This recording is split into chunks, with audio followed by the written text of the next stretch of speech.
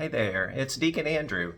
And for our Advent devotions during the season of Advent, we're going to be looking at some videos from our friends at the Bible Project that are going to walk us through the four themes of the 4 weeks of Advent. And so this week, we're in the first week of Advent. And so the theme for this week is the theme of hope. We're putting some devotions, prayers, on our Facebook pages. We invite you to take a look at those. But as you've got the app, take some time.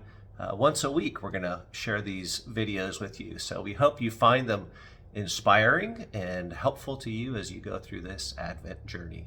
God bless you.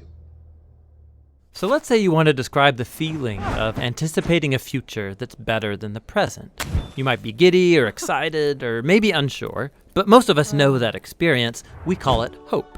It's a state of anticipation, and it's crucial for healthy human existence. And it's a really important concept in the Bible. In fact, there are many words for hope in the ancient languages of the Bible, and they're all fascinating. In the Old Testament, there are 2 main Hebrew words translated as hope. The first is yachal, which means simply to wait for. Like in the story of Noah and the ark, as the floodwaters recede, Noah had to yachal for weeks. The other Hebrew word is kavah, which also means to wait. It's related to the Hebrew word kav, which means cord. When you pull a kav tight, you produce a state of tension until there's release. That's kavah, the feeling of tension and expectation while you wait for something to happen. The prophet Isaiah depicts God as a farmer who plants vines and kavahs for good grapes. Or the prophet Micah talks about farmers who both kavah and yachal for morning dew to give moisture to the land. So in biblical Hebrew, hope is about waiting or expectation. But waiting for what? In the period of Israel's prophets, as the nation was sinking into self-destruction, Isaiah said, "At this moment, the Lord's hiding his face from Israel, so I will kavah for him."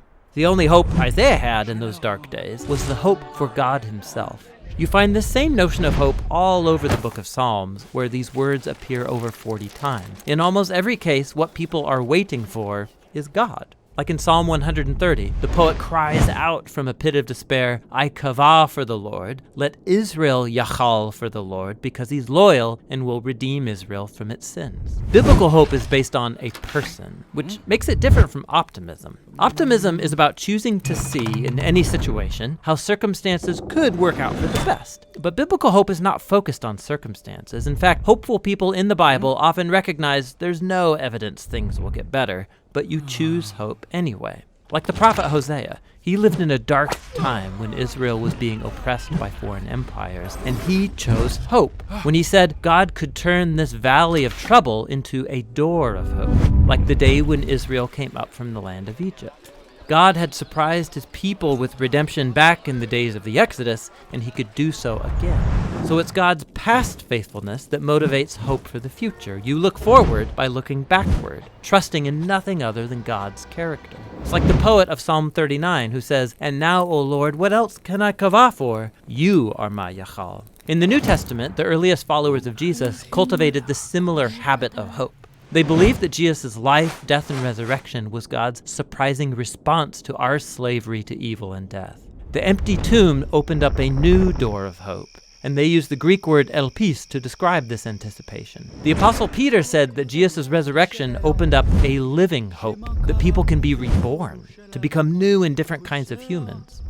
More than once, the Apostle Paul says the good news about Jesus announces the elpis of glory. In both cases, this elpis is based on a person, the risen Jesus, who has overcome death.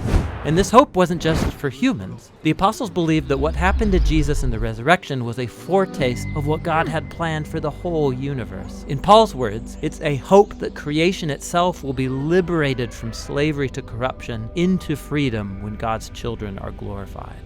So Christian hope is bold, waiting for humanity and the whole universe to be rescued from evil and death. And some would say it's crazy, and maybe it is. But biblical hope isn't optimism based on the odds. It's a choice to wait for God to bring about a future that's as surprising as a crucified man rising from the dead. Christian hope looks back to the risen Jesus in order to look forward. And so we wait. That's what the biblical words for hope are all about.